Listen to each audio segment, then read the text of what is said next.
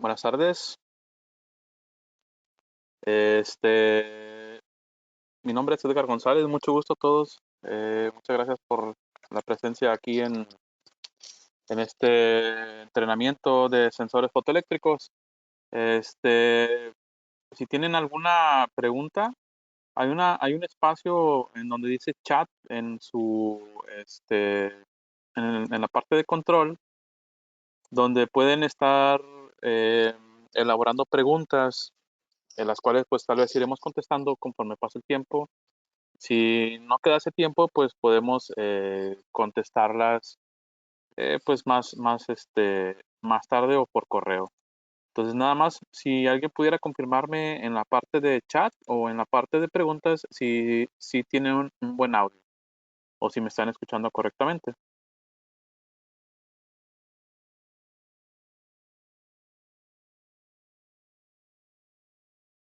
Perfecto, muchas gracias.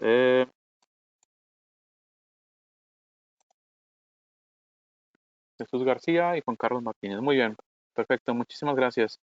Bueno, entonces vamos a empezar pues esta presentación es un seminario de sensores fotoeléctricos que es muy similar a a lo que nosotros damos aquí internamente. Entonces, pues yo creo que les va a ser de mucha ayuda. Pues lamentablemente no podemos hacer muchas cosas prácticas, ¿verdad? Lo interesante hubiese tenido que ser hacer algo práctico que ustedes también pudieran moverle a los sensores. En esta situación, pues va a ser mucha teoría, pero va a ser muy buena. Les prometo que va a ser algo muy interesante. Entonces a comenzar. Este, Principalmente, pues hay tres tipos de luz para los sensores fotoeléctricos. Tenemos la luz infrarroja, luz láser y luz roja, las cuales, pues las tres diferentes, pues obedecen a diferentes necesidades, perdón. Y tienen diferentes características, como vemos por aquí en la pequeña tabla que tenemos al centro de la pantalla. Por ejemplo, dice, para la luz roja, pues una de las ventajas es que es visible al ojo humano, a diferencia de la infrarroja, y la láser, pues es mucho más visible.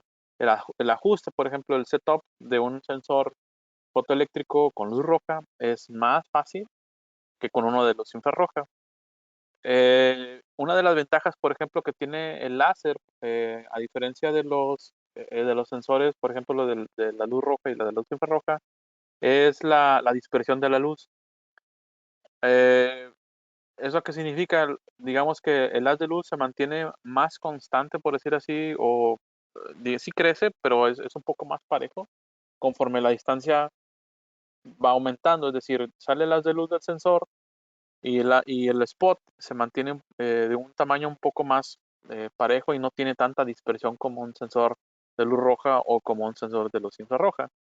Y, por ejemplo, una de las ventajas de los sensores de luz infrarroja es que pueden utilizarse, digamos, en aplicaciones donde hay más polvo, suciedad, vapores, por ejemplo. Entonces, funcionan en manera más adecuada en esos tipos de ambientes. Y, pues, por ejemplo, a comparación, digamos, del láser, pues el láser suele ser la tecnología un poco más costosa. Bien.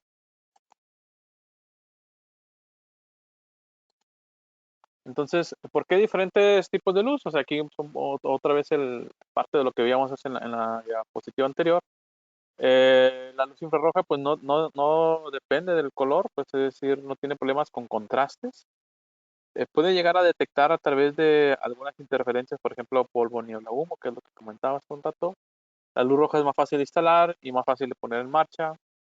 Y en aplicaciones de contraste puede ser de utilidad. Por ejemplo, cuando nosotros detectamos un color blanco, a diferencia de un color negro, el color blanco es más fácil de detectar comparado con un color negro. Entonces, en ocasiones, pues puede llegar a ser útil el efecto de que, por ejemplo, con un sensor de luz roja le es más difícil detectar un color negro. Este, la láser, pues como les comentaba, es menos dispersión de la luz y es muy útil para detección de piezas pequeñas. Entonces vamos a ver algo de terminología.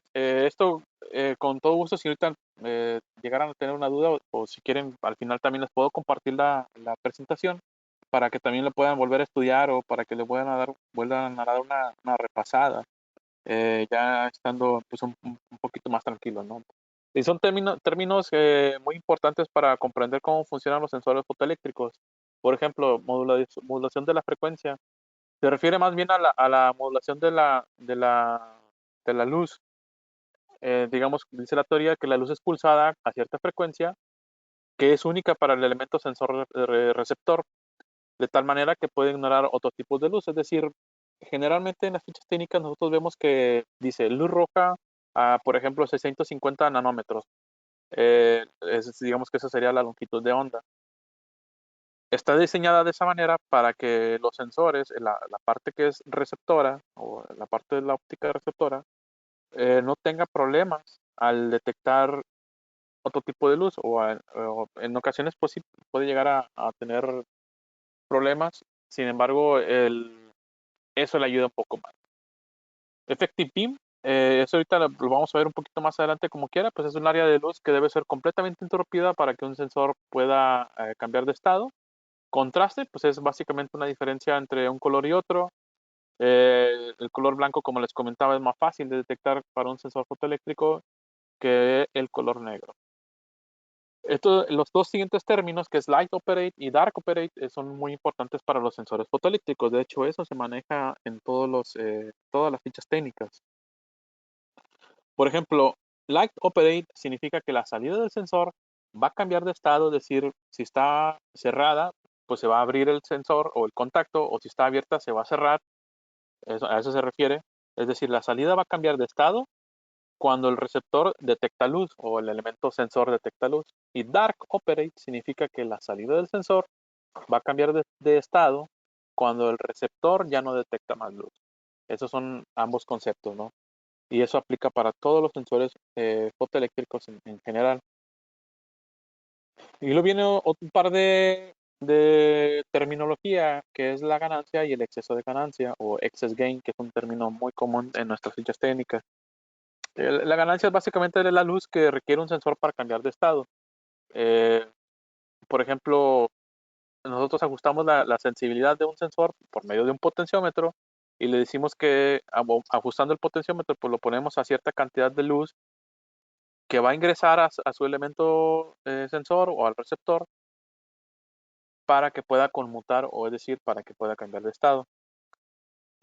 Y exceso de ganancia es la proporción entre la luz recibida por un elemento sensor, perdón, y la cantidad de luz que realmente requiere para cambiar de estado. Es decir, si la ganancia es la cantidad que un sensor requiere de luz o es la cantidad de luz que requiere para conmutar o para cambiar de estado, el exceso de ganancia pues es la cantidad extra que está recibiendo de luz este, el elemento sensor.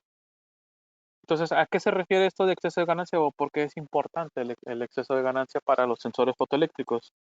Lo vemos en la siguiente diapositiva. Aquí viene otra manera de explicarlo, es decir, un excess gain pues es la cantidad de luz adicional por encima de la cantidad necesaria de luz para conmutar.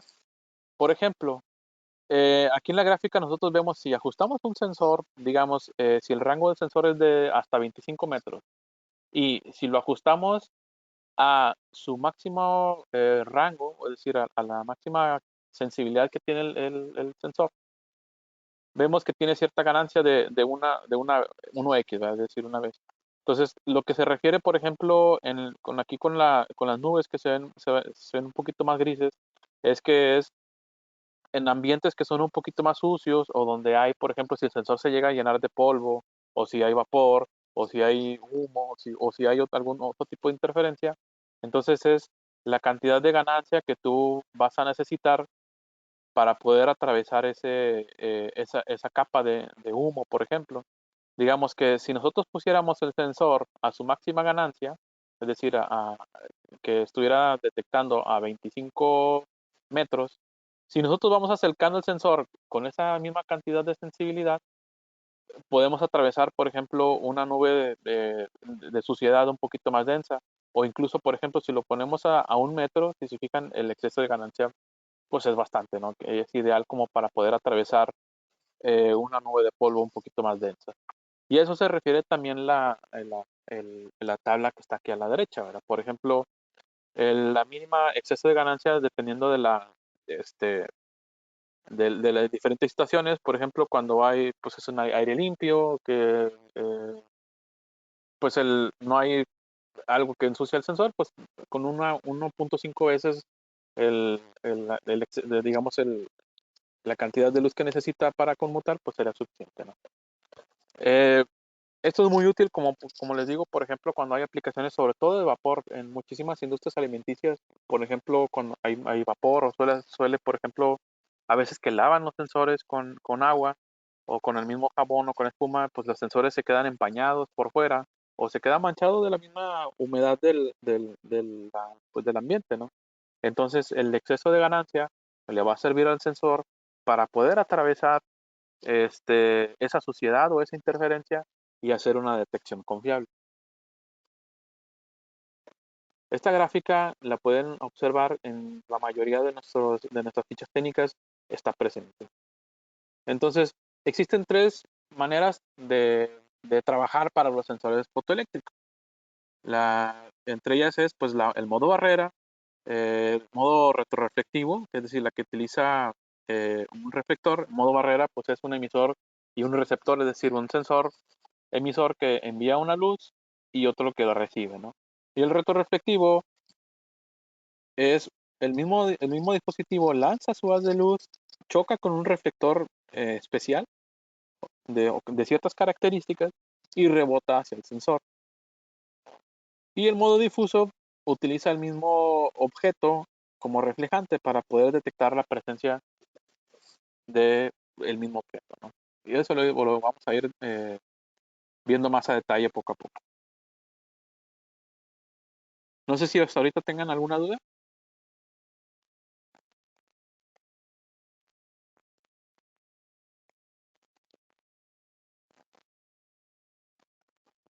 Perfecto. Entonces, modo barrera. También es conocido como True Beam o también se le conoce como modo emisor-receptor. Un sensor en modo barrera, dice la teoría, evalúa la interrupción de las de luz, es decir, cuando un dispositivo entra en la zona de detección, la zona que vemos como en color amarillo, es decir, en esta zona, si un objetivo entra en esta zona, el sensor va a conmutar. A eso esta parte que nosotros vemos en color amarillo se le conoce como effective beam o haz de luz efectivo, que es básicamente la zona que tiene que ser cubierta para que el sensor cambie de estado. Es decir, si un objeto fuese más pequeño que esta zona de detección, que es la que es de color amarillo, el sensor simplemente pudiera no detectarla correctamente. Entonces, ¿cómo sabemos de qué tamaño es el effective beam? Pues básicamente el effective beam normalmente es del tamaño del lente sensor. Es decir, si nosotros tenemos un sensor emisor-receptor, en el que pues básicamente la parte receptora es del tamaño pues del sensor mismo o de la carcasa misma, pues, o si nosotros acercamos un poco, nos acercamos al sensor y vemos que el lente está en el centro, entonces de ese tamaño tiene que ser el objeto para que pueda ser detectado correctamente, o cuando mínimo tiene que ser de ese tamaño. Y como vemos acá en la parte derecha, por ejemplo, está una gráfica de exceso de ganancia para los sensores de emisor-receptor. Si se fijan, por ejemplo, de hecho esta se me hace que es para una OGS, OGE 500, que tiene un alcance de hasta 10 metros y conforme vamos acercando el sensor a su máxima ganancia o a su máxima sensibilidad, pues nos va dando mucha más sensibilidad.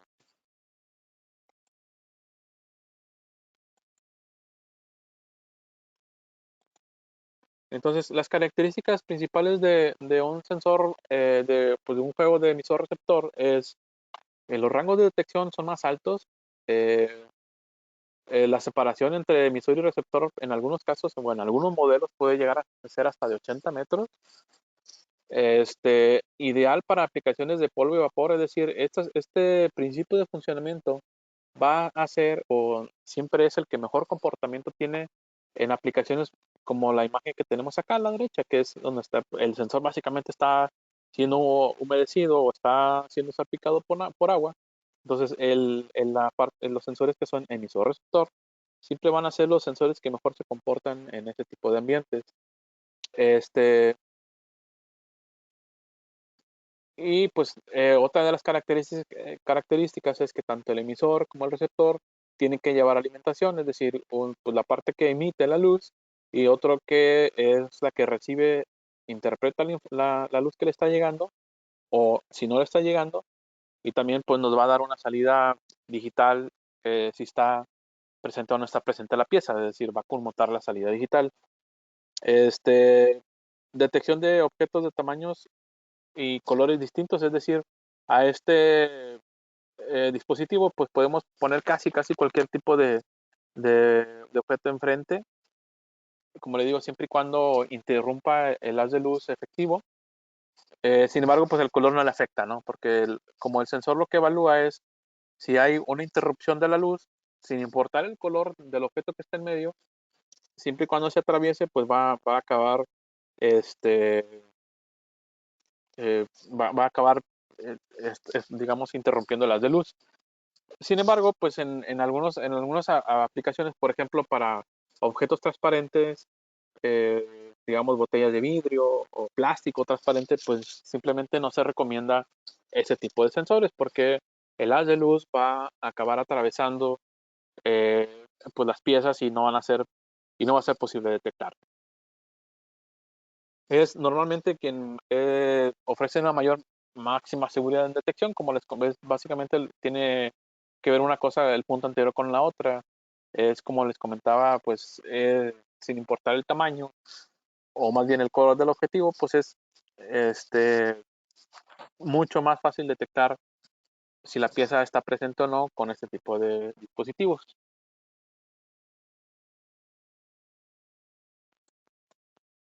Bien, entonces en cuestiones de instalación existen diferentes efectos muy comunes en los sensores fotoeléctricos. Y eso también aplica para los demás principios de funcionamiento, tanto para los retroreflectivos y los difusos. Es, por ejemplo, lo que tenemos acá, se le conoce como cross-talking. Cross-talking se refiere a que si nosotros colocamos dos sensores demasiado cerca uno del otro, eh, uno acaba, digamos, hablando al otro. Es decir, si la pieza llegase a atravesarse en medio, este sensor, si nosotros interrumpimos el haz de aquí en esta parte, el sensor de acá abajo va a acabar como quiera enviando su haz de luz hacia el otro receptor. Entonces, por lo tanto, lo que se recomienda es que si va a haber una aplicación de ese tipo, en donde haya dos emisores y dos receptores demasiado cerca, pues simplemente se pongan cruzados, ¿verdad? Es decir, de un lado ponemos el emisor y un receptor, y del otro lado también ponemos un emisor y un receptor. Y no pongamos emisor y receptor del mismo lado porque los sensores van a acabar, digamos, pues como su nombre lo dice en inglés, hablándose el uno al otro. Así también cuando la aplicación sea para objetos muy reflejantes, se recomienda, por ejemplo, poner algún tipo de barrera entre los sensores, porque también puede suceder, a pesar de que tengamos el emisor y el receptor del mismo lado, la luz que sale del emisor puede rebotar en el objeto si es demasiado reflejante y acabar el receptor pues, recibiendo la luz y, pues simplemente los sensores van a detectar como que no pasó ninguna pieza.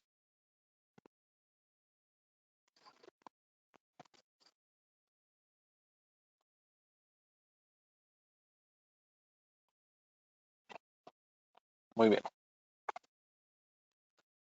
Aquí están ejemplos de aplicaciones, en donde vemos, por ejemplo, es muy común en aplicaciones de donde hay entradas digamos, de portones.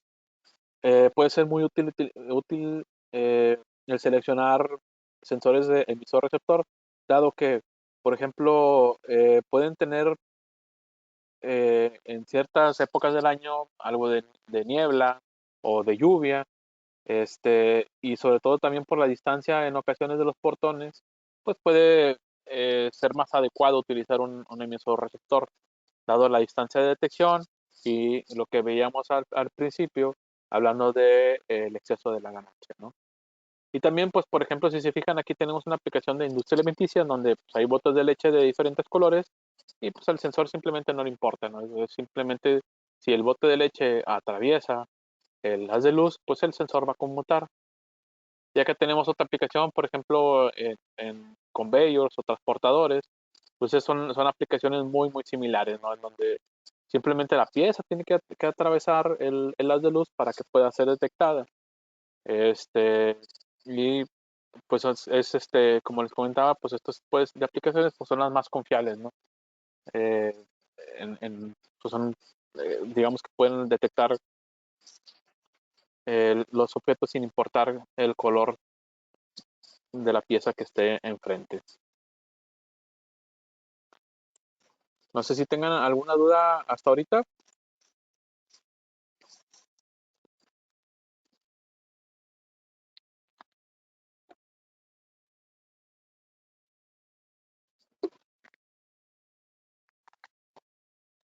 Muy bien.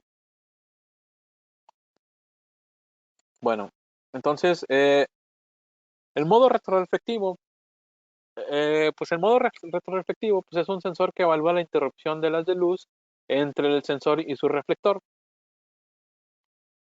Digamos que en la manera en la que funciona es que en el mismo cuerpo, en la misma electrónica, está el emisor y el receptor. Es decir, sale el haz de luz, rebota en el receptor y regresa hacia el elemento del sensor o a la óptica sensora, ¿no? Esa es la manera en la que trabajan los sensores retroreflectivos. Hablando del rango de detección, generalmente, de hecho en las fichas técnicas de IFM, el rango de detección se refiere a la separación que puede haber entre el dispositivo y el reflector.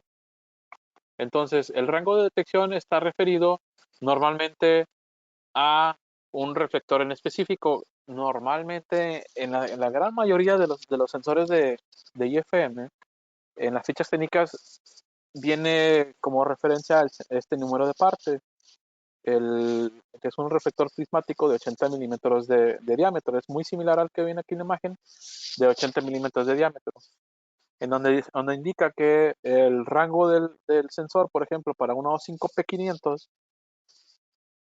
es de 10 metros en referencia a ese mismo reflector, ¿no? Y como vemos, acá a la derecha tenemos una gráfica del excess gain. Esto está bien interesante porque a diferencia, por ejemplo, del sensor emisor-receptor, conforme nosotros íbamos, digamos que si nosotros pusiéramos a la máxima sensibilidad el sensor y si nosotros íbamos acercando el sensor, el emisor hacia el receptor, en el emisor receptor la ganancia iba subiendo, ¿no?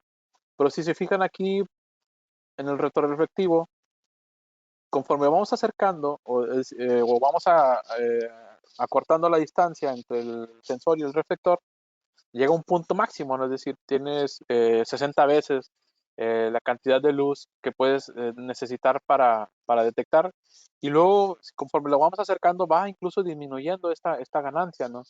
Entonces es un comportamiento típico de los sensores retroreflectivos.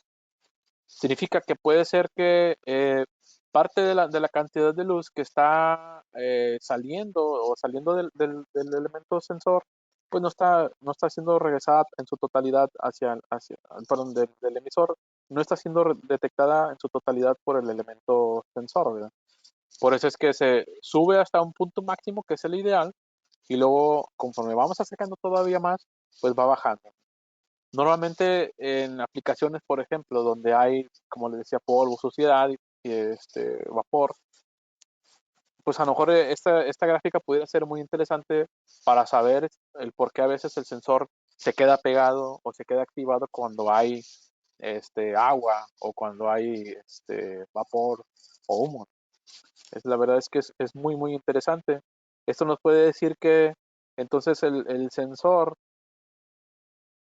si nosotros colocáramos o programáramos el sensor a su máxima sensibilidad, a 2 metros va a tener la máxima ganancia o digamos, decir, la máxima sensibilidad para poder atravesar ese tipo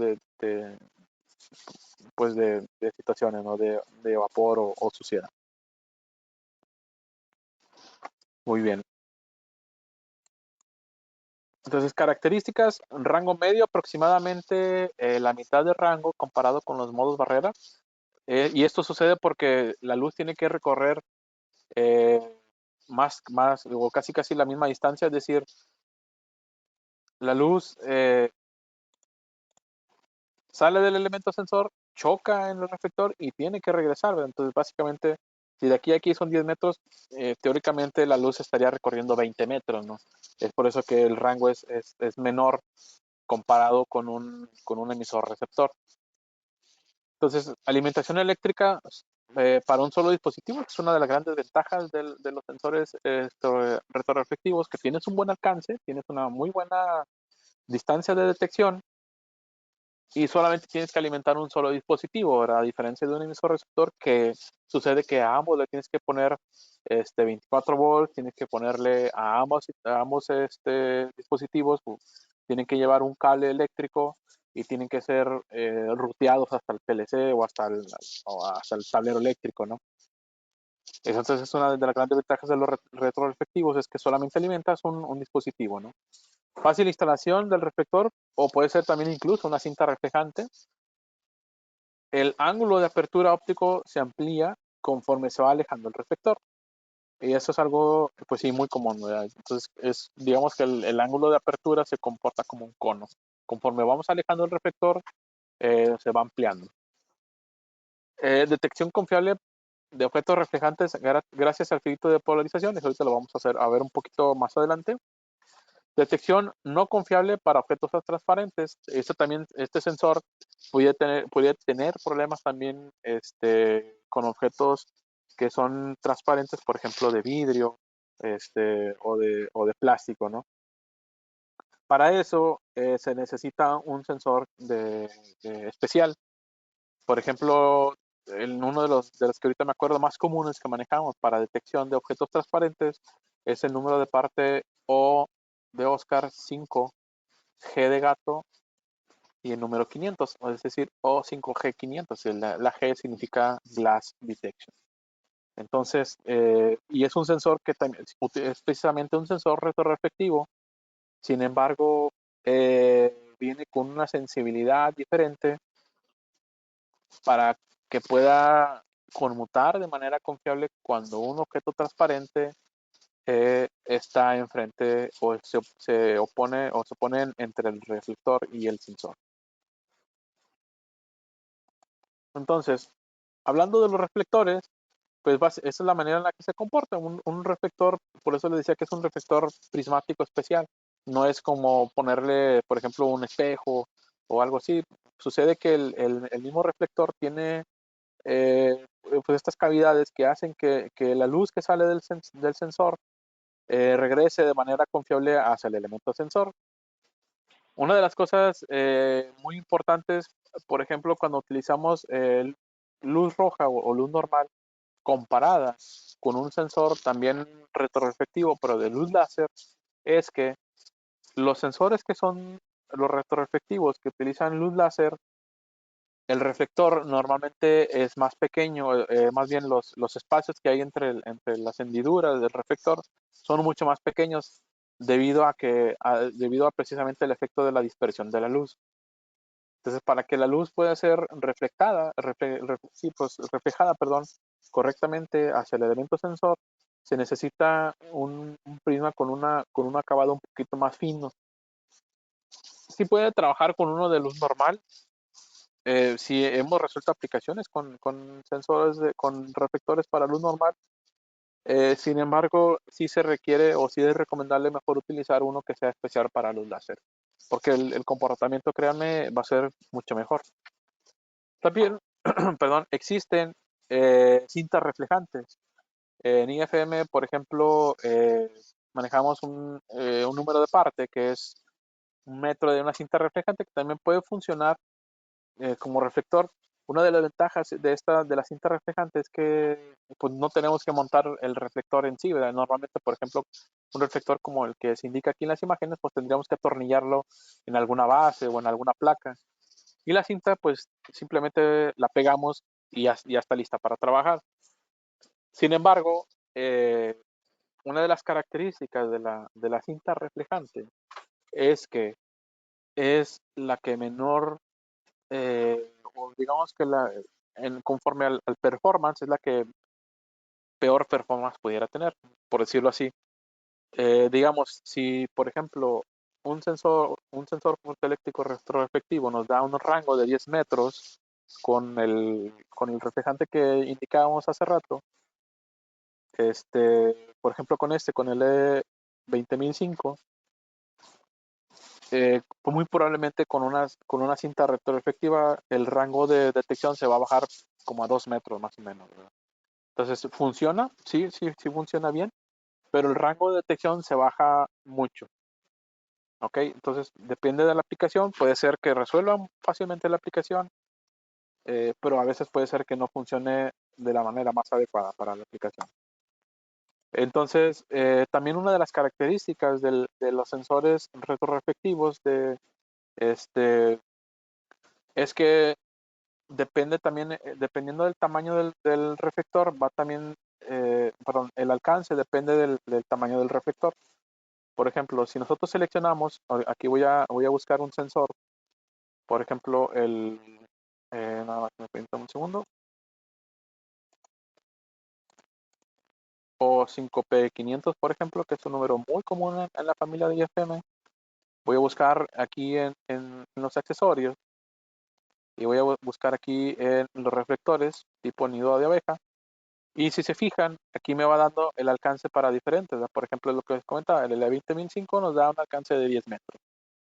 Este que es un poco más pequeño, 8.4 metros. Y conforme voy bajando, pues van cambiando los tamaños. Este es un poco más grande, nos da 9.7. Pero por ejemplo que es de 50 milímetros, pues nos da solamente hasta 5 metros. Este incluso todavía es de la mitad del tamaño y nos da hasta 2.8 metros, ¿no?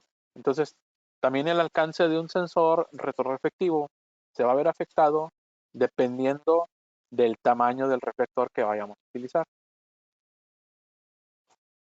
Y ahorita les voy a mostrar el reflejante adhesivo. Por ejemplo, si se fijan, este que es un número de parte, pues para ambos casos nos da 2.7 metros de alcance de detección. ¿Verdad? Entonces, pues puede ser que para una aplicación en donde cumpla con esa distancia, pues puede ser que funcione muy bien, pero va a funcionar sin problema.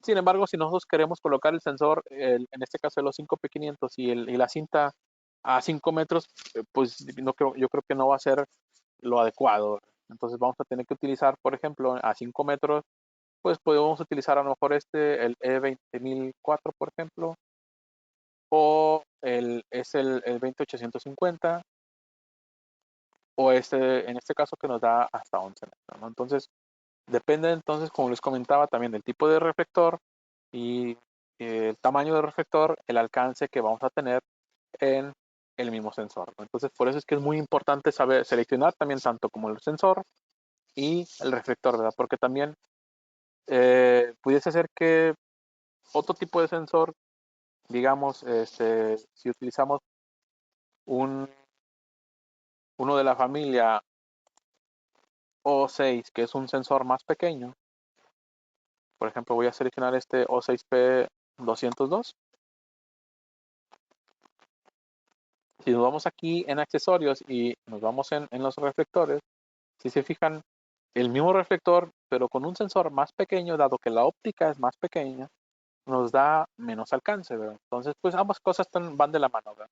Dependiendo de la aplicación, vamos a tener que seleccionar tanto el tipo de sensor y a su vez cuánto alcance nos va a dar con, con, con qué tipo de reflector, ¿no? Es bien importante seleccionar ambas cosas adecuadamente, ¿no? Muy bien. No sé si tengan alguna duda hasta ahorita.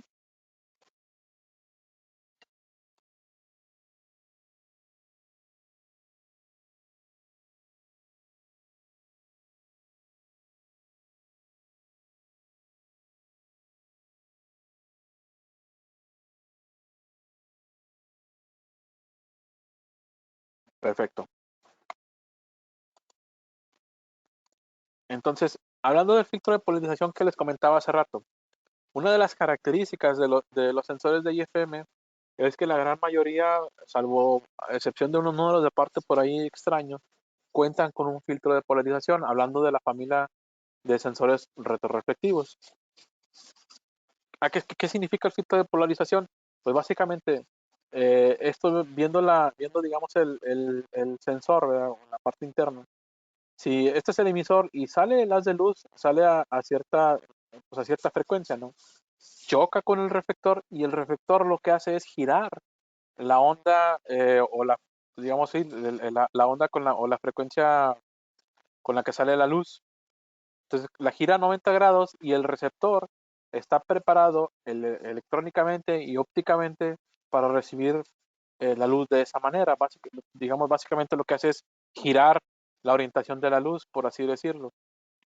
Y eso permite que, por ejemplo, cuando en este caso, si nosotros se sale la onda de luz, si tenemos un objeto que es altamente reflectivo, la onda de luz reflejada, pues va a salir, no va a regresar girada, ¿verdad? Sino va a regresar en la misma, casi exactamente como salió. Entonces el receptor va a cambiar de estado de manera confiable y no se va a engañar con un objeto que es demasiado brilloso.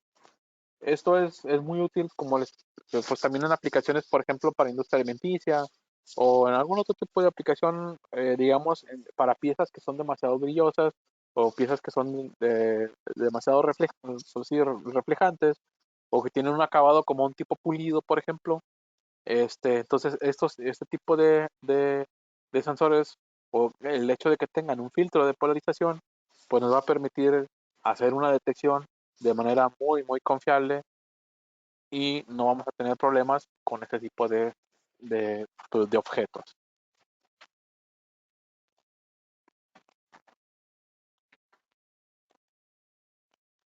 Normalmente, por ejemplo, nosotros podemos distinguir el número de parte de los sensores de IFM retroreflectivos con filtro de polarización.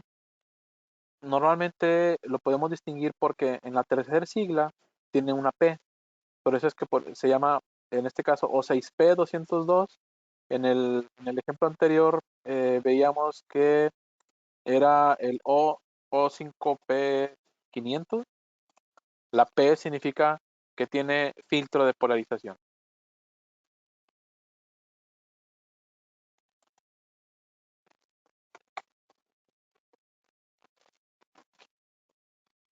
Y pues bueno, aquí están algunos ejemplos de aplicación. También es muy similares, son ejemplos muy parecidos a las aplicaciones para emisor receptor, ¿verdad? Donde después tenemos transportadores de piezas de alimentos, eh, líneas transportadoras ¿cómo se llama? En almacenes, por ejemplo. De hecho, esta es una foto del almacén de IFM en Alemania, donde ahí pues está plagado de sensores fotoeléctricos, donde hacen pues todos los envíos hacia diferentes países. Por ejemplo, aquí está una aplicación de un detector de botellas. Pues son botellas, son de plástico, más sin embargo no son transparentes. Y aquí se ve dónde está el reflector y simplemente pues si la pieza se para enfrente del sensor o del sensor fotoeléctrico, pues la va a detectar de manera confiable. Entonces son aplicaciones muy similares a los del emisor receptor. Casi en la gran mayoría los vamos a ver en aplicaciones de transportadores, de, de conveyors, en aplicaciones, por ejemplo, les comentaba también de detección de objetos transparentes para el caso del sensor que es específico es retroreflectivo, pero es específico para objetos transparentes. Muy bien, entonces, no sé si tengan alguna duda de los sensores retroreflectivos.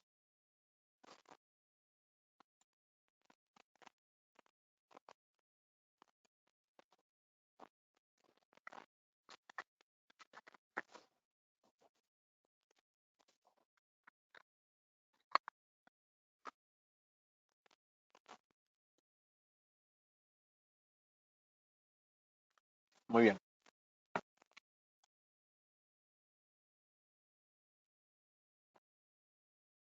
Entonces, sensores en modo difuso también se les conoce como modo de reflexión directa.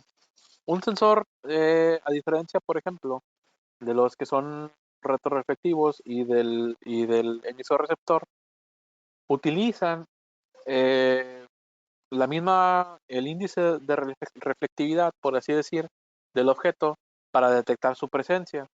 En este caso, el sensor difuso emite un haz de luz y evalúa que este mismo haz de luz sea reflejado por el objeto. Por lo tanto, una de las características de los sensores difusos es que dependen mucho para hacer una adecuada detección o una adecuada detección de la presencia del objeto. Pues va a depender mucho de las características reflejantes del objeto. Y aquí tenemos algunos ejemplos de algunos sensores difusos, en el cual, por ejemplo, tenemos un sensor difuso estándar, que es el que simplemente separa la pieza enfrente del sensor y la detecta. Acá, por ejemplo, tenemos en el centro un sensor de contraste, también es difuso, y lo que hace es básicamente aquí se le programa eh, digamos, el color, por así decir, o el tono de gris que está enfrente del sensor, se lo aprende y si hay una diferencia o un claro contraste entre lo que está enfrente y lo que se le programó, entonces se activa la salida digital. Y también contamos con un número de parte que es el detector o un sensor de color. En este sensor de color se aprende el color de la pieza que está enfrente. Normalmente ambos sensores tienen un alcance pues muy corto, ¿no? Es tanto el de contraste como el de color. El sensor estándar difuso también, si lo comparamos, por ejemplo, con un retroreflectivo o con un difuso, pues también va a ser de un alcance corto, ¿verdad? Normalmente yo he visto lo máximo que puede alcanzar para un sensor de luz normal, 2 metros, por ejemplo, de luz roja. Sin embargo, pues también contamos con la línea de sensores láser de la familia O1D que puede llegar hasta 10 metros, ¿no? Y que también son modo difuso. Pero casi siempre, o en la gran mayoría de los sensores de modo difuso, los alcances son muy, muy cortos.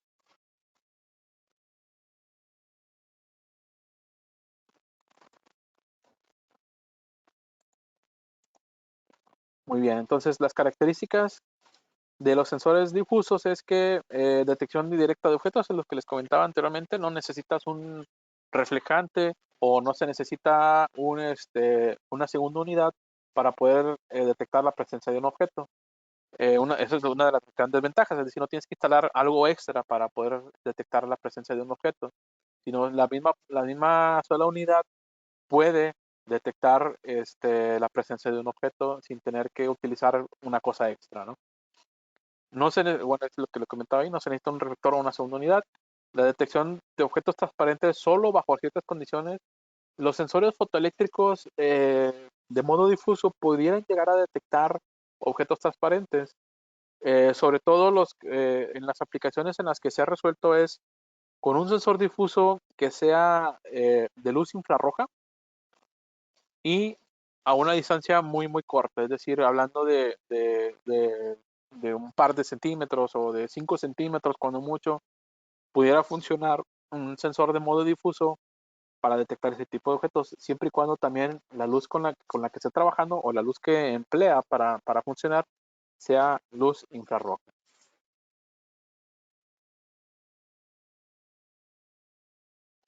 El rango, como les comentaba, depende de las características reflejantes del objeto y, por ejemplo, del color, de la estructura o de la superficie o incluso de tamaño y forma. Por ejemplo, aquí tenemos tres diferentes imágenes. En la imagen de la derecha habla, por ejemplo, digamos, del rango de detección. Entre más claro, o digamos así, entre más claro sea el color del objeto, más fácil va a ser para un sensor difuso detectarlo. Si se fijan, este, esto hablando de la distancia o el rango de detección, a un objeto que es de color blanco, pues lo podemos poner un poco más alejado comparado con un objeto de color negro, el cual lo vamos a tener que acercar bastante en muchas, en muchas de las ocasiones, o lo vamos a tener que acercar más comparado, si, comparado, perdón, en el caso de que estemos detectando un objeto de color blanco, ¿no? Entonces también, por ejemplo, si las características del objeto absorben, digamos, si la superficie o el material de la pieza es absorbente de luz, por ejemplo, he, he estado en aplicaciones, digamos, de esponja. Me he topado con un par de aplicaciones para detección de esponja y la esponja no refleja la luz y generalmente tiende a absorber la luz que le llega. Entonces, en muchas ocasiones, para los sensores difusos, es muy complicado detectar esponjas. Y también, si digamos, si la forma del objeto pues no es la más adecuada o es muy pequeña, por ejemplo, pudiera no, digamos que ser una pieza adecuada para detectar, porque puede ser que la luz que le está llegando no la refleje de vuelta hacia el elemento sensor, sino como vemos aquí en el ejemplo, llega la luz y la luz es rebotada hacia otras, hacia otro lado, ¿no? Y no es reflejada de manera correcta hacia el elemento sensor. También una de las características que en algunas ocasiones suele suceder para los sensores difusos es que puede haber una interferencia con el fondo o con lo que hay detrás del sensor. Por ejemplo, si nosotros estamos, si nuestra pieza es de un color oscuro o un color opaco, ¿verdad? Vamos a tener que aumentar la sensibilidad del sensor para poder detectar ese objeto, ¿verdad? Si es de color opaco. Pero si en la parte de atrás hay un fondo de color claro, puede ser que el sensor se quede activado debido a que aumentamos la sensibilidad, ¿verdad? Es decir, si nosotros aquí tuviéramos el sensor y lo programamos para detectar esta pieza, puede ser que sea más sensible a detectar si lo que está detrás es de color blanco, ¿verdad? Y entonces el sensor se puede quedar pegado. Pues nada más hay que tener cuidado este, con ese tipo de aplicaciones. Para eso existen sensores que se les conoce que tienen supresión de fondo, que también es un modo difuso que ahorita vamos a hablar más adelante.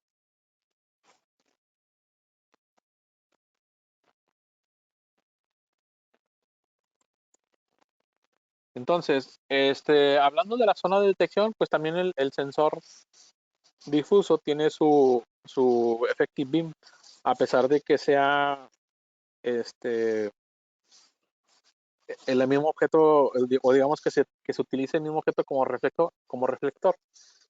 Básicamente el effective beam o la parte que se tiene que interrumpir también tiene que ser a cierta distancia del sensor, es decir, dependiendo de la distancia que marque o el rango de detección del dispositivo, más así también tiene que tapar, por decir así, la óptica o tiene que ser del tamaño de la óptica del sensor para que pueda hacer una detección confiable.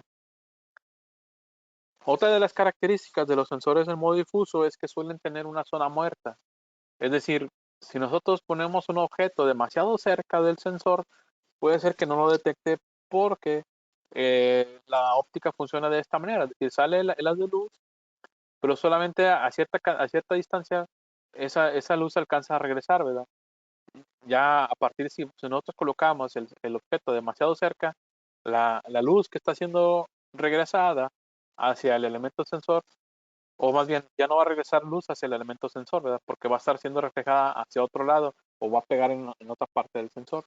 Y entonces puede ser que el objeto no sea detectado de manera adecuada. Entonces nada más también hay que tener cuidado en ese tipo de aplicaciones en donde los sensores fotoeléctricos, que aquí les voy a mostrar un ejemplo, los sensores fotoeléctricos de modo difuso, este, pudieran llegar pudieran tener una zona muerta. Lo voy a poner aquí un ejemplo.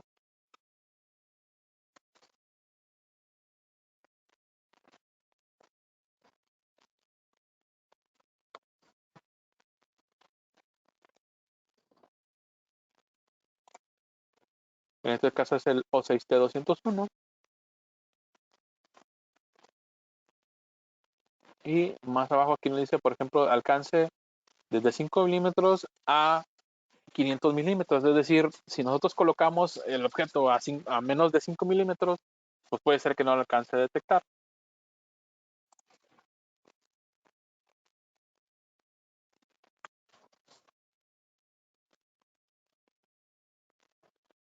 Por ejemplo, voy a utilizar el O4H500, que también es un sensor difuso, nada más que este es con supresión de fondo, pero también debe tener una zona muerta. Si se fijan, por ejemplo, este es el rango de trabajo del sensor. Puede ser máximo hasta 2.6 metros, pero no podemos ponerlo a menos de 100 milímetros, es decir, a menos de 10 centímetros del sensor. Porque si nosotros colocamos la pieza, tenemos el sensor y colocamos la pieza entre 0 y 10 milímetros, 10 centímetros, perdón, el sensor simplemente no la va a detectar, debido a la óptica o a la forma en la que están ubicada o colocada la óptica del mismo sensor difuso, ¿no?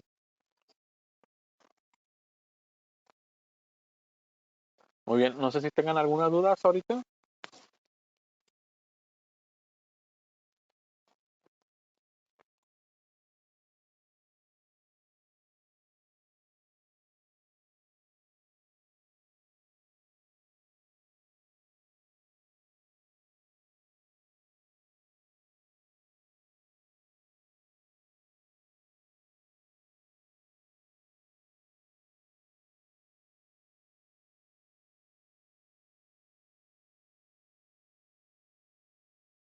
Muy bien, entonces vamos al siguiente punto. Sensores con supresión de fondo. Entonces, digamos, dentro de los sensores difusos existe una rama o una subfamilia que también es un sensor difuso, pero se le conoce como supresión de fondo. Generalmente comparado, por ejemplo, un sensor difuso y un sensor difuso con supresión de fondo, el de supresión de fondo todavía va a tener un rango de detección mucho más corto. Sin embargo, la óptica le permite precisamente ignorar lo que está detrás del objetivo que vamos a detectar. ¿Cómo se puede suprimir el fondo? Normalmente, uno de los principales, de las maneras que se puede suprimir el fondo es que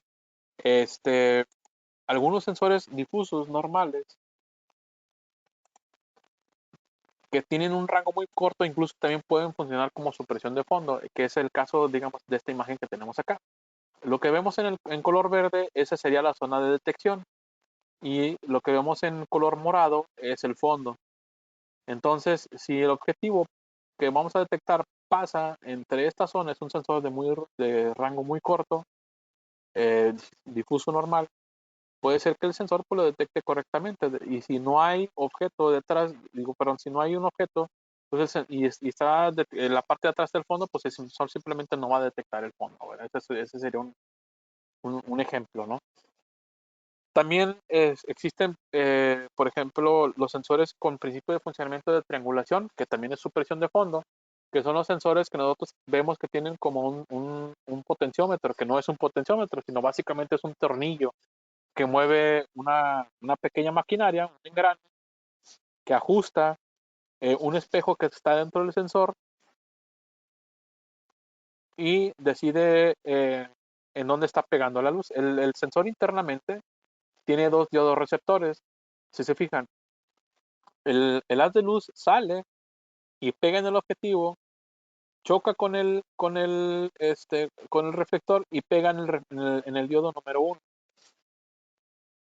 Si el objeto no estuviera enfrente, el haz de luz va a salir, pega en el fondo, choca con el espejo y va a reflejarse hacia el diodo número 2. Entonces, de esa manera es como se hace la supresión de fondo. Este, de esa manera es como se hace la supresión de fondo para, en este caso, los sensores que son con un principio de funcionamiento de triangulación, que es un principio de funcionamiento muy común en la industria. Casi muchos de los sensores que vemos en la industria son ajustados por medio un tornillo, que básicamente algunos lo conocen como potenciómetro, pero no es un potenciómetro, sino es un tornillo que ajusta un mini engranaje, ¿no? Por aquí pregunta Vicente Armando Díaz que si el sensor O5P puede usar las tres formas barrera, reflex y difuso. En este caso, no. Digamos que son tres números de parte diferente para cada tipo de principio de funcionamiento. El O5P precisamente significa P es que tiene filtro de polarización y solamente puede ser utilizado con reflector. De la familia O5, es decir, de esa misma carcasa, para emisor receptor tiene que ser, por ejemplo, el emisor es el O5S y el receptor es el O5E500, que es, digamos que ese sería el par.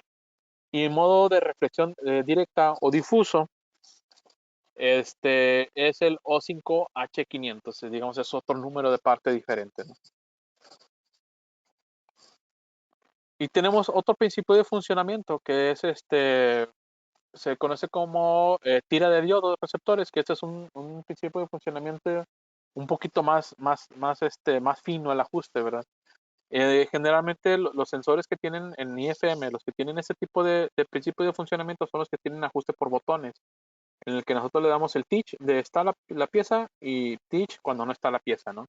Entonces, básicamente lo que hace el sensor es que sale del transmisor, sale el haz de luz y dependiendo en donde esté ubicado la pieza o el objeto, aquí tenemos algunos ejemplos de distancia. Entonces, pega el objeto a esta distancia, pero en el haz de luz, y el objeto está a esta distancia, choca con el objeto y regresa hasta el receptor. La óptica la desvía hacia uno de las tiras de diodos, ¿verdad? Entonces el sensor dice, ok, si el objeto está de este lado, pues entonces la luz va a pegar en otro diodo. O conforme va alejándose, pues va pegando en otro diodo. Entonces eso provoca o eh, facilita que haya una supresión de fondo mucho más efectiva, ¿verdad? Porque son un montón de tiras de diodos fotosensibles, las cuales, de hecho, es muy similar al circuito que vemos por acá, las cuales permiten que pues haya una mejor supresión de fondo, ¿verdad? Porque es mucho más precisa el aprendizaje del sensor.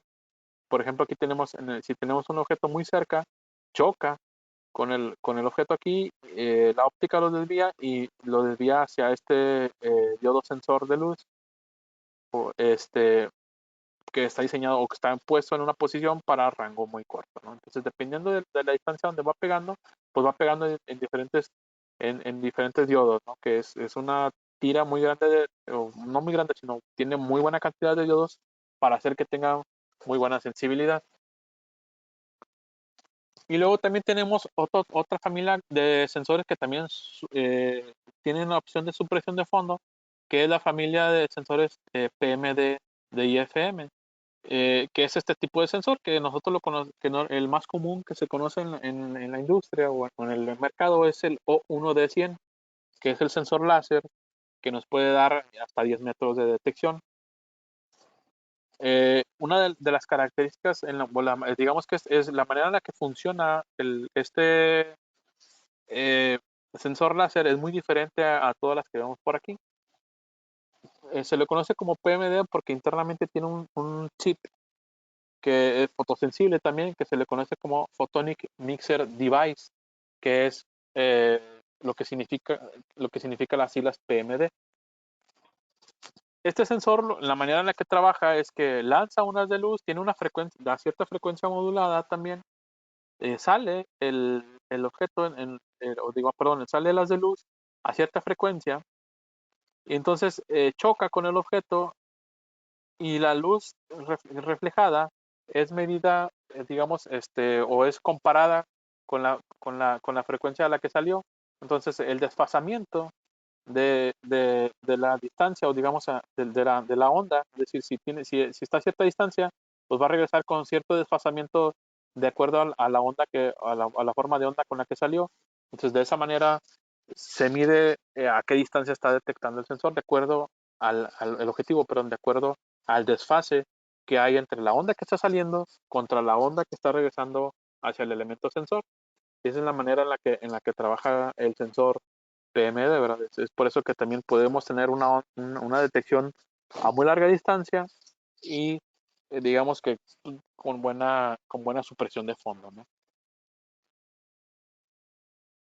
No sé si tengan alguna duda. Hasta ahorita básicamente hablamos de uno, 2, 3, 4 principios de funcionamiento para los sensores con supresión de fondo difuso.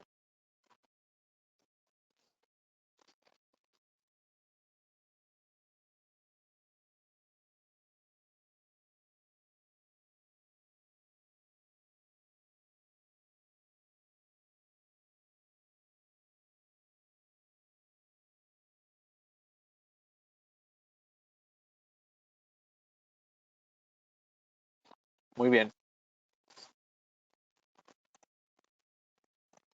Entonces, las características principales de los sensores con supresión de fondo es que el rango son cortos, normalmente es menos de 3 metros o incluso hablando de centímetros, algunos pueden ser hasta 50 centímetros cuando mucho.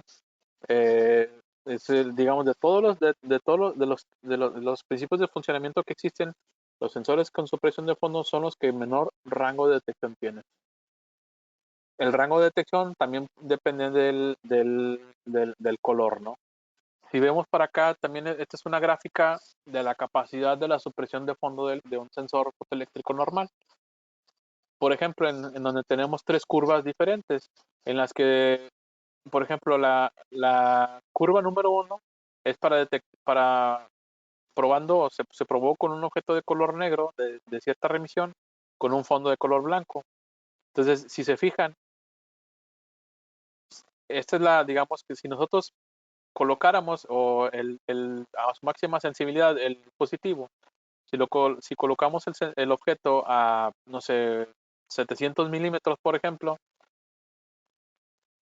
hablando de esta distancia del sensor al objeto, la distancia que puede haber entre Y, es decir, donde debería de estar el sensor, el objeto y el fondo, puede ser mínimo, perdón, de 100 milímetros. Es decir, si nosotros colocáramos esta pieza que es la C más cerca, entonces no pudiera, el sensor se pudiera quedar pegado cuando no está el objeto, ¿verdad? Sin embargo, por ejemplo, si colocáramos más cerca, es decir, si acercamos el sensor más hacia el objetivo, es decir, si lo ponemos, no sé, a 400 milímetros o incluso hasta 200 milímetros, la distancia que puede haber entre esta pieza y su fondo puede ser muy corta, es decir, podemos detectar objetos casi del tamaño del grosor de una hoja de máquina, por ejemplo, siempre y cuando acerquemos más el sensor. Yo he hecho pruebas, incluso, por ejemplo, con tarjetas de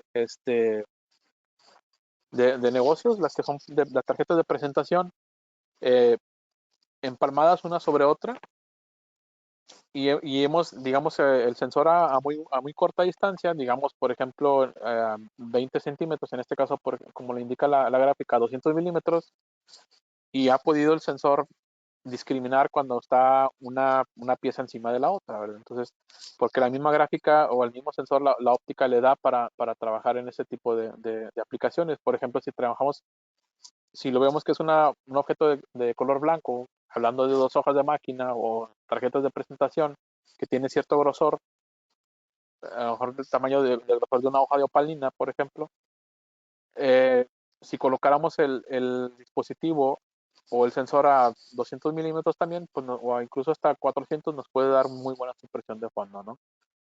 Y esta gráfica también explica cómo se nota la diferencia entre la facilidad que es para el sensor detectar un objeto. Si se fijan, puede detectar incluso hasta 1600 metros, pero milímetros, es decir, 1.6 metros, un objeto siempre y cuando sea de color blanco.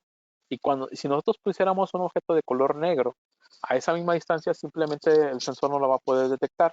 Vamos a tener que acercar el objeto hasta casi mucho más de la mitad, en referencia a la distancia del sensor contra el objetivo. Esa es la característica que les comentaba al principio, ¿verdad? Es decir, los sensores fotoeléctricos difusos y también los de supresión de fondo dependen mucho de las características reflectivas del sensor, del objeto, ¿no? Y va también depender, perdón, de también de qué tan buena sea la óptica del dispositivo. Incluso en IFM tenemos sensores que tienen mejores ópticas que otros. Le voy a poner aquí un ejemplo.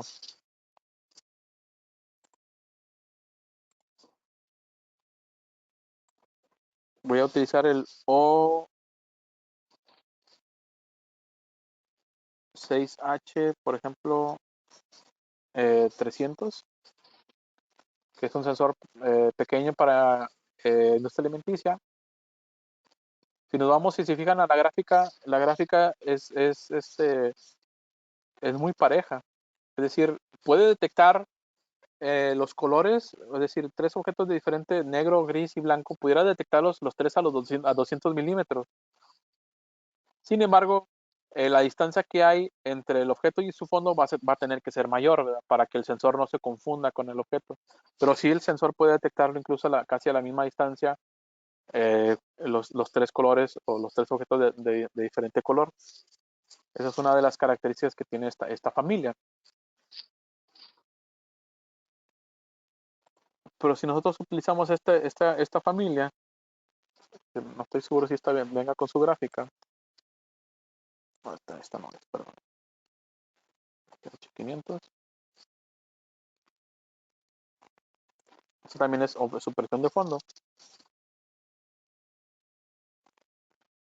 Y si se fijan, por ejemplo, este tiene un comportamiento pues no tan bueno. Tiene mayor alcance, sí, pero comparándolo con la diferenciación de colores, en este caso la O6 tiene mucho mejor óptica, ¿verdad? Entonces, pues puede ser que un sensor resuelva cierta aplicación, para ciertas aplicaciones sea mejor y para otras ciertas aplicaciones pues sea mejor utilizar el sensor que es este tubular.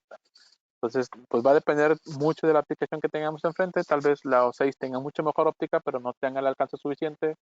O para las condiciones de instalación puede ser que se adapte mejor a una O6, ¿no? Muy bien. Entonces, pudiéramos detectar contrastes, se puede detectar color y objetos también pues, pueden ser similares. Aquí son un ejemplo de aplicaciones, es simplemente objetos que, por ejemplo, transportadores. Aquí está un ejemplo que les comentaba, son como tipo hojas de color blanco. Aquí detección de un transportador de esta caja. En este caso, este sensor difuso está detectando cuando ya se acaba la cinta que se utiliza para empacar. Y por ejemplo, si se fijan, son un montón de sensores fotoeléctricos difusos. Esa es una aplicación real en Europa, en donde lo que hace el sensor pues, es detectar en todo momento que la pieza esté bien colocada con respecto a la pieza que vemos por acá, pero se fijan, son un montonal de sensores fotoeléctricos detectando la pieza, ¿no? En esa planta me parece que fabrican muebles para oficina. Y esta es parte de la cobertura que se utiliza para pues decorar los muebles. Entonces son ejemplos de aplicaciones, son aplicaciones muy comunes para los sensores fotoeléctricos difusos.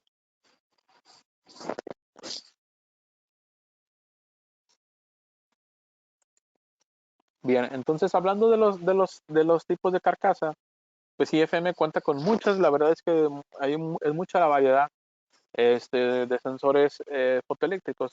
Sin embargo, es muy común, los más comunes que tenemos son de M12, M18, ya sea en tubular normal o en forma, nosotros le llamamos cubo, que significan es básicamente de este lado de la rosca es M18, pero tienen la posibilidad también de montarse de manera atornillada. También hay sensores fotoeléctricos M30, en este caso es un sensor PMD, es láser, y es de tamaño M30. Y formas rectangulares hay muchísimas, dependiendo de la aplicación. Eh, Dependiendo del tamaño, por ejemplo, del sensor, también va a ser, entre más grande sea el sensor, pues también va a tener una óptica mucho más grande y por lo tanto va a tener mayor rango de detección. Por ejemplo, si nosotros comparamos, en este caso puede ser una O4, comparada contra un sensor, una O8, la distancia de detección es abismalmente diferente, ¿verdad? Una O4 puede llegar a detectar, una O4H, por ejemplo, 500, puede llegar a detectar un objeto a 2.6 metros. Y la O8, que es un sensor muy pequeñito, eh, el máximo rango que nos puede dar creo que son de 30 milímetros. Sin embargo, por ejemplo, la O8 puede ser, o la O7, que en este caso que es este otro sensor, se utilizan mucho en aplicaciones para celdas de ensamble, por ejemplo, para pocayoques, para industria automotriz secundaria, para saber si una pieza de un automóvil va ensamblada correctamente.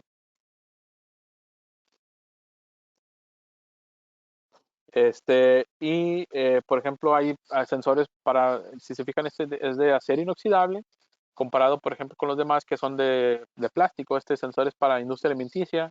También hay sensores con carcasa de acero inoxidable para aplicaciones donde hay aceites y líquidos refrigerantes, que pueden funcionar pues de manera muy, muy, muy buena, ¿no? Este tipo de aplicaciones. Por aquí el ingeniero Vicente Armando Díaz pregunta que el sensor que se usa en la aplicación de la cinta, ¿qué número de parte tiene? También es un retroreflectivo. El sensor que eh, puede ser cualquier sensor que sea retroreflectivo, puede utilizar cinta reflectiva. Por ejemplo, si yo utilizo aquí un O5P500, que es el de carcasa, es un sensor muy común. Si nosotros vamos aquí en accesorios, aquí viene reflectores adhesivos. Y si vamos, por ejemplo, un OGP500, que es un sensor similar, pero es de M18, es decir, un sensor tipo tubular. Si nos vamos en accesorios, también, perdón, aquí está también la cinta reflectiva, ¿verdad? De hecho, incluso viene otro modelo. Eh, digamos que la cinta reflectiva puede funcionar para cualquier tipo de sensor retroreflectivo.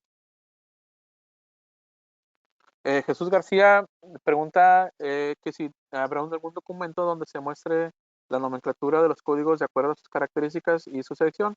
Qué bueno que lo preguntas, Jesús García, porque es el siguiente slide que viene a continuación. Esa es la manera en la que están formadas la nomenclatura y números de parte de IFM. Esto no significa que nosotros podamos crear nuestros números de parte, sino simplemente son números de parte que ya están creados, y de esta manera nos puede servir como guía para saber más o menos qué características son las que tiene o qué tipo de sensor es el que se va a utilizar. Por ejemplo, si nosotros tenemos un OGS100, significa que O es de un sensor óptico, que es para todos los sensores fotoeléctricos. La O es una constante.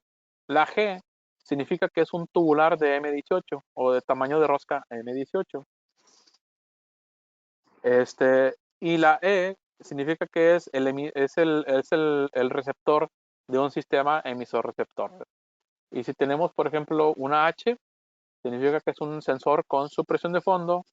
La K, por ejemplo, si tuviéramos un O5K500, por ejemplo, que es el sensor de contraste. Y, por ejemplo, la cuarta sigla significa, en la mayoría de las ocasiones, si es, por ejemplo, para corriente alterna, corriente directa, es decir, que el sensor se puede utilizar para corriente alterna, pero también se puede utilizar para saber qué sensores aplican para industria alimenticia.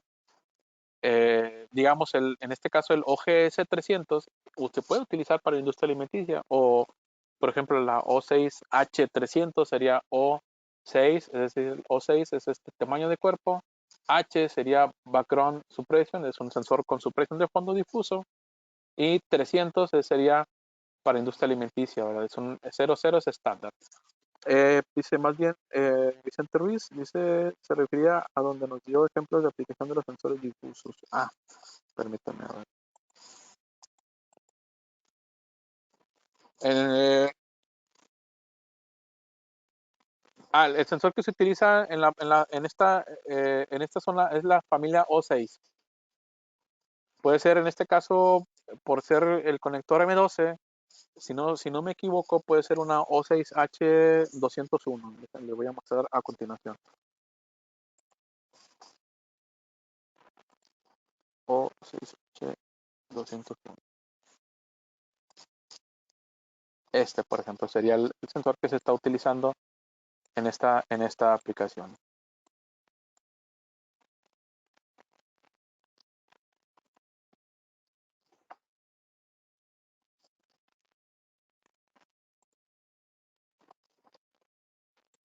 Y esta es la cinta de acá. Este puede ser una OGH500, o una OGH200. No alcanzo a ver si tiene potenciómetro o si tiene botones. Por ejemplo, si utilizamos la OGH200,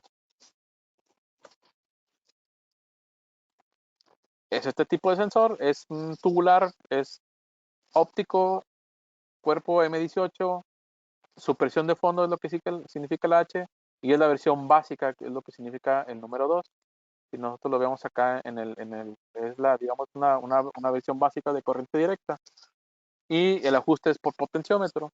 Si utilizamos, por ejemplo, si fuese la OGH, perdón, 500, significa que el ajuste es avanzado. Simplemente lo que vemos es que OGH 500, la diferencia es que la programación es por botones, ¿no? Y la óptica o la electrónica es diferente, ¿no? Es decir, este tiene una tira de LEDs para detección y el otro es el principio de funcionamiento por medio de triangulación. Esa sería la diferencia entre ambos sensores, ¿no? Por ejemplo, si nosotros utilizamos una OGH 300, perdón,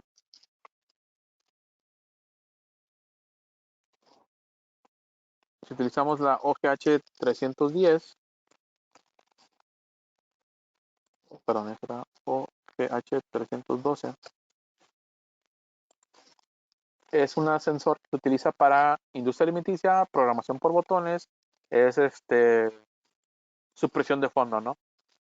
Y una de las maneras también en la que podemos saber qué es industria alimenticia es que el sensor es IP69K. Es una de las maneras más comunes de saber que puede utilizarse en industria alimenticia. Y también eh, los materiales de los que está fabricado el sensor, por ejemplo, en este caso el sensor es de acero inoxidable y el material del lente importantísimo es PMMA.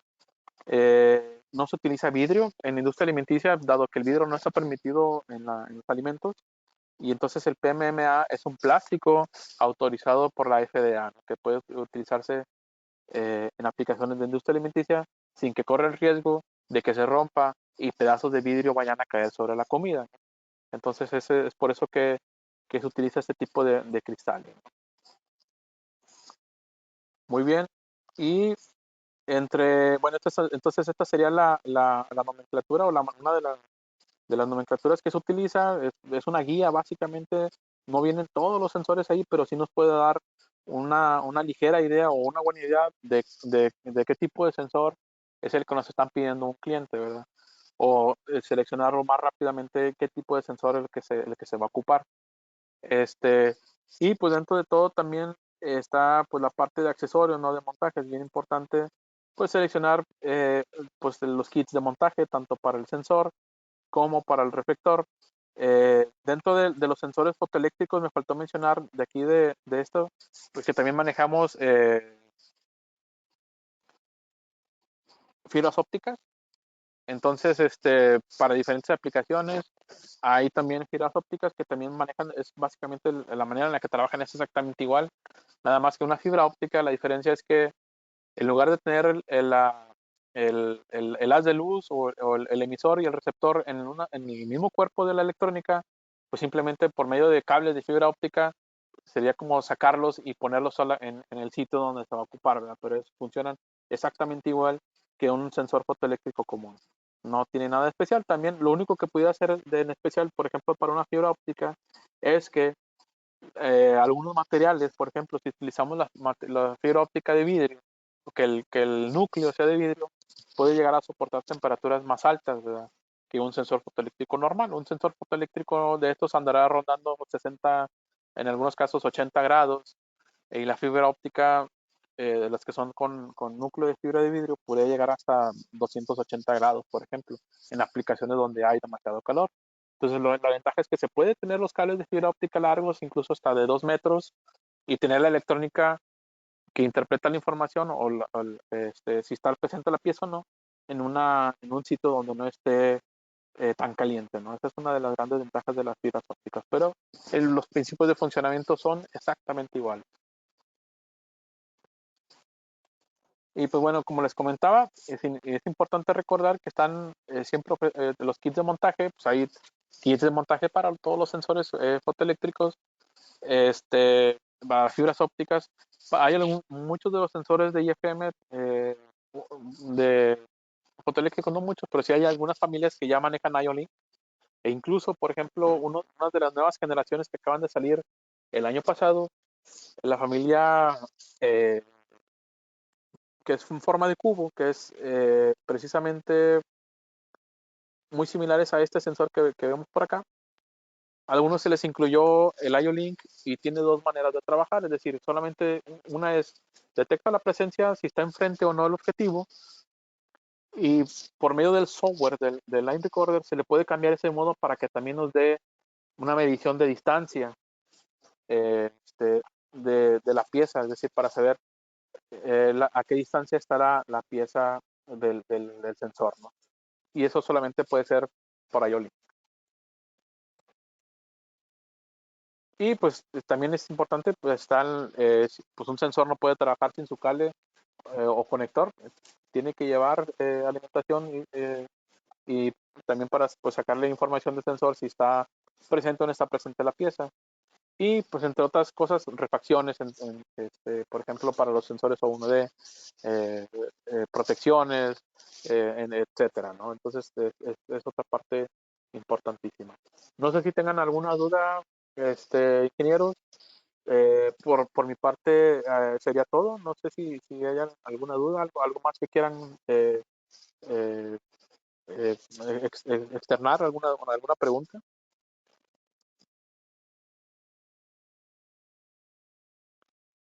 Me pregunta Armando Bustillos si manejamos alguna tabla para hacer referencias cruzadas contra otras marcas.